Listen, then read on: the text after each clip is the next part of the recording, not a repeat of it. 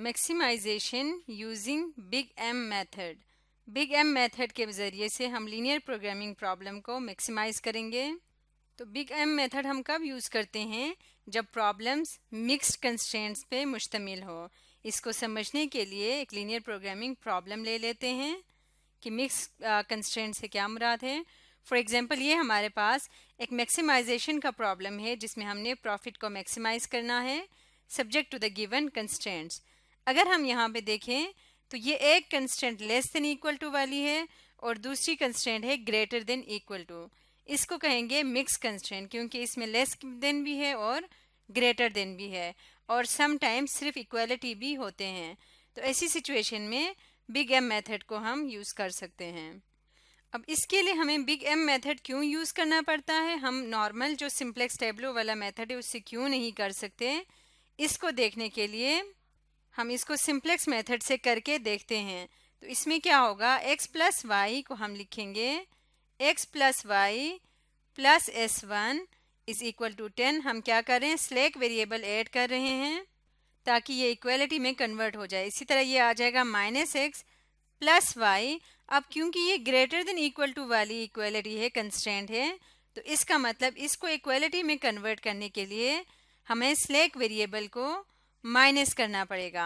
Minus इसलिए करना पड़ेगा क्योंकि यहाँ से हमें साफ पता चल रहा है कि minus x plus y greater है 2 से।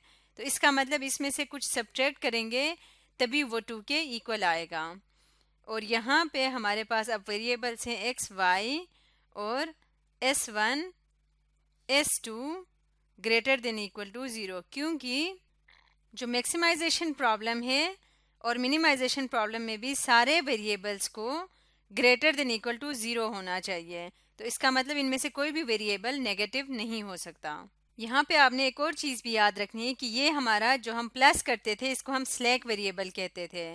तो जो हम माइनस करते हैं इसको कहते हैं सरप्लस। सरप्लस का मतलब होता है किसी चीज़ का ज़्यादा होना, तो इसको हम सरप्लस वेरिएबल कहते हैं। अब अगर हम इसको ऑगमेंटेड मैट्रिक्स के फॉर्म में लिखें तो प्रॉफिट फंक्शन को पहले हम कैसे लिखेंगे, p को इसी जगह पे रखेंगे, राइट हैंड साइड को इधर शिफ्ट करेंगे और उसके बाद जैसे कि हम जानते हैं कि ऑगमेंटेड मैट्रिक्स में ऊपर हम सबसे पहले वेरिएबल्स लिखते हैं और उनके नीचे फिर इनके कोफिशिएंट्स लिखते हैं। x, y, s1, s2 और p हमारे वेरिएबल्स हैं।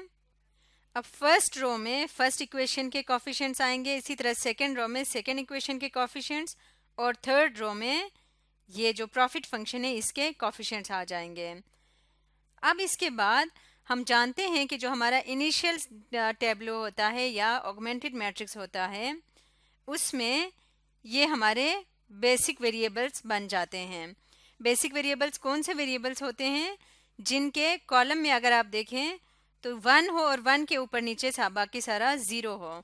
तो यहाँ पे s1 और s2 हमारे बेसिक वेरिएबल होने थे, ये दो, क्योंकि यहाँ पे भी ऊपर नीचे 0 और यहाँ -1 है। अब यहाँ पे -1 की वजह से प्रॉब्लम है, 1 होना चाहिए था, -1 नहीं होना चाहिए था। इसका मतलब ये हमारा इनिशियल सिंप्लेक्स मेथड से सॉल्व करने के लिए जो इनिशियल ऑगमेंटेड मैट्रिक्स है वो नहीं बन पा रहा। अब इसमें प्रॉब्लम माइनस की वजह से क्यों आ रही है? अगर हम इसके ज़रिए से सोल्यूशन देखें तो यहाँ पे s की वैल्यू 1 है, इसका मतलब s इज इक्वल टू 10 है, s1 बेसिक सोल्यूशन। इसी तरह से अगर इसके हिसाब से देखें तो ये बन जाता है -s2 इज इक्वल टू 2। तो माइनस को दूसरी तरफ ले जाएं तो s2 की वैल्यू आ रही है -2। और जैसे कि इसकी कंडीशन है कि कोई भी बेसिक सोल्यूशन नेगेटिव नहीं हो सकता, तो यहाँ पे s2 नेगेटिव आ रहा है। किस वजह से? इस सरप्लस वेरिएबल की वजह से। तो इसका मतलब इस पे हम सिंप्लेक्स मेथड अप्लाई नहीं कर सकते, इसलिए हमें बिग एम मेथड को अप्लाई करना पड़ेगा। अब इसको किस तरह से करेंगे ये देखते हैं। इसके लिए हम इस मैट्रिक्स को यहाँ से क्लीन कर देते हैं। इसके बाद हमें जो हमारे पास कंडीशंस है इनमें कुछ चेंजेस करनी पड़ेंगी, तो यहाँ पे इनमें चेंजेस भी कर लेते हैं। तो सबसे पहले हम कंस्ट्रेंट्स को लिखते हैं। फर्स्ट कंस्ट्रेंट पे कोई फ़र्क नहीं पड़ेगा क्योंकि फर्स्ट कंस्ट्रेंट प्रॉब्लम नहीं क्रिएट कर रही थी। तो x plus y plus s1 is equal to 10 as it is आ जाएगा। सेकेंड कंस्ट्रेंट में -s2 है जिसकी वजह से बेसिक सॉल्यूशन में इशू आ रहा था, तो इस इशू को रिजॉल्व करने के लिए हम -s2 जो कि सरप्लस वेरिएबल है उसके साथ कर देंगे +a1। एक और वेरिएबल हम इंट्रोड्यूस कर देंगे जिस वेरिएबल को हम कहते हैं आर्टिफिशियल वेरिएबल। आर्टिफिशियल वेरिएबल की ओरिजिनल सॉल्यूशन में कोई वैल्यू नहीं होती, ये हम सिर्फ इसलिए ऐड करते हैं क्योंकि s2 की वजह से जो बेसिक सॉल्यूशन में इशू आ रहा था उसको रिजॉल्व किया जा सके। अब आर्टिफिशियल वेरिएबल ऐड करने से इशू कैसे रिजॉल्व होगा ये आगे हम सॉल्यूशन में देखेंगे।